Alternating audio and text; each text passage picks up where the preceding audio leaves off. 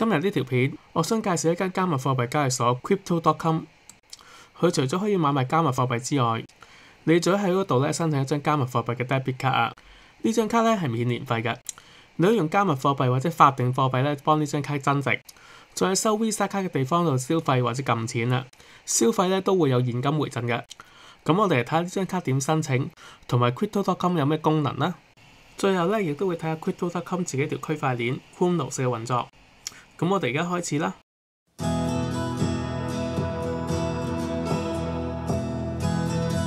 大家好，我係老鼠叔叔。Crypto.com 個財力都幾雄厚嘅，請到麥迪文幫佢賣廣告。前排又買咗個運動場館嘅命名權，將個場館改咗名叫 Crypto.com Arena。Crypto.com 都有迎新優惠嘅，你用邀請碼開戶，再申請紅色級別以上嗰張 debit 卡，就會有25蚊美金嘅迎新獎賞。佢嘅 Visa 卡總共有5個等級嘅，最右手邊嗰張藍色就最低級嘅。除咗呢張之外，你申請其他等級嘅卡都會有迎新優惠嘅，不過就要買啲平台幣嚟鎖倉先至可以出卡嘅。唔同等級嘅卡鎖倉嘅要求數目係唔同嘅，最低鎖倉嘅金額係400美金。佢哋有唔同嘅優惠嘅，好似紅色嗰張就有100% 嘅 Spotify 嘅回贈。當你用呢張卡訂閱 Spotify 之後，佢會全數將個月費用 CRO 回贈翻俾你嘅。綠色同紫色嗰張就有 Netflix 嘅回贈，銀色同金色就有 Amazon 嘅 Prime Video， 黑色嗰張就有10% 嘅 Airbnb。詳細嘅優惠可以睇翻呢個表。佢哋每個月可以 ATM 提取最多嘅金額都唔同嘅，由200美金至到1000美金不等。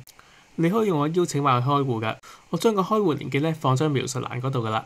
你 click 入去或者 scan 畫面呢個 QR code 都可以嘅。你喺呢度入翻你嘅電郵地址，然後撳 submit。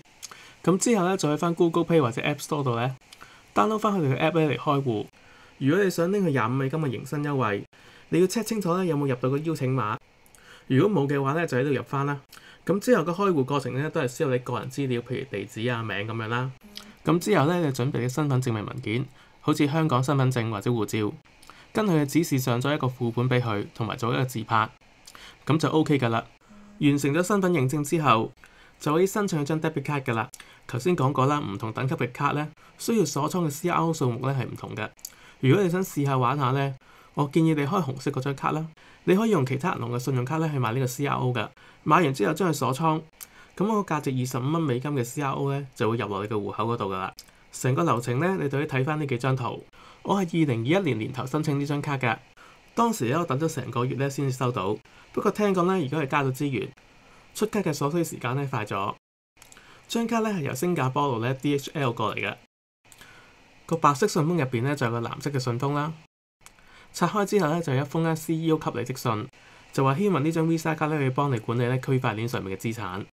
另外仲有個盒就裝住張卡嘅，咁樣拉出嚟個包裝都幾精美嘅。佢係一張金屬卡嚟嘅，好硬淨㗎，相信就幾襟用嘅，唔會咁容易坐爛。張卡嘅左下角就會寫住你個名啦，後邊呢個位就俾你簽名啦，同埋印有佢嘅卡號。呢張卡嘅有效期係5年嘅。如果你要用佢嚟消費就要首先幫佢充值。咁我呢度就用 Bitcoin 換咗50蚊嘅新加坡紙。你唔使特登轉港元先至喺香港消費㗎。碌卡嗰時佢會自動幫你轉換㗎啦。你可以用佢喺啲收 Visa 卡嘅地方俾錢㗎，好似快餐店、去超級市場買餸都得㗎。一粥麵都收 Visa 卡㗎。咁即係你都用 Bitcoin 去買呢個雲吞麵㗎。另外亦都可以用佢喺啲有 Visa 標誌嘅 ATM 櫃員機嗰度撳錢㗎。每個月有基本免手續費嘅提款額嘅，好似紅卡就係400美金，黑卡就1000美金。之後你要撳錢都可以嘅，不過就收2% 嘅手續費。你亦都可以用呢張卡上網買嘢嘅。頭先講過，如果你用呢張卡登記 Spotify， 會有100% 嘅回贈嘅，佢會全數用翻去平台費 CRO 入翻你個戶口入邊嘅。至於其他消費嘅回贈就要睇下張卡係咩等級，由1% 到8% 不等。用完佢張 Visa 卡，我哋嚟睇下手機 App 有咩功能啦。呢個就係手機 App 嘅主界面啦。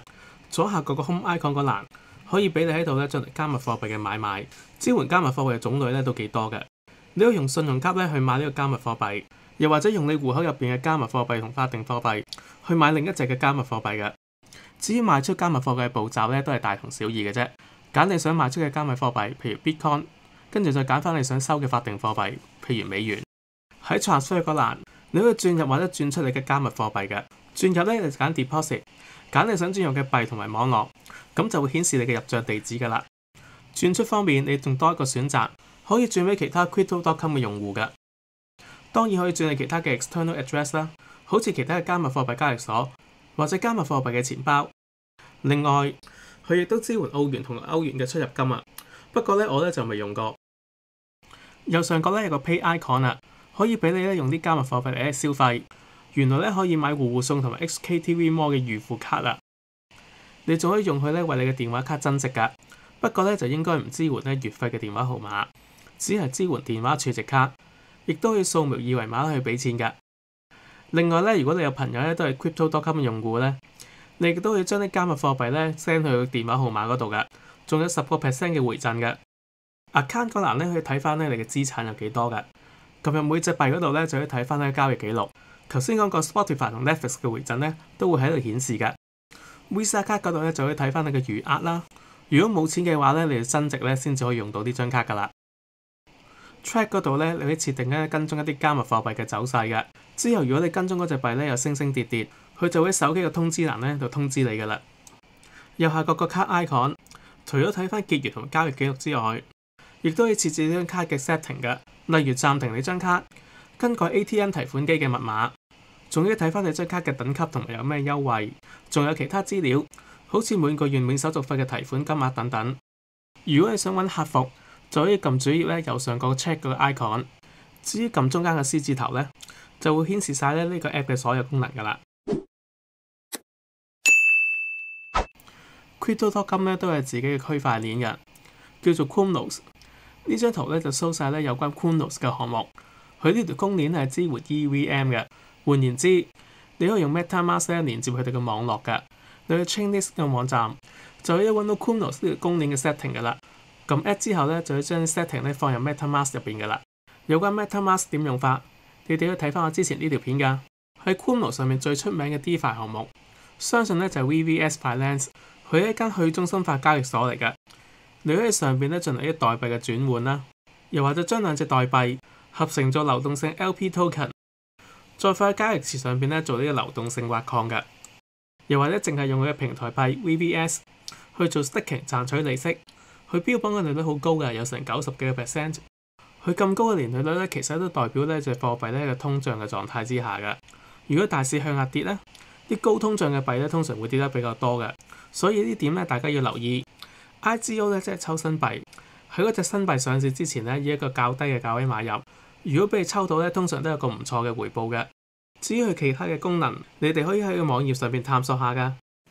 今日條片咧就去到呢度。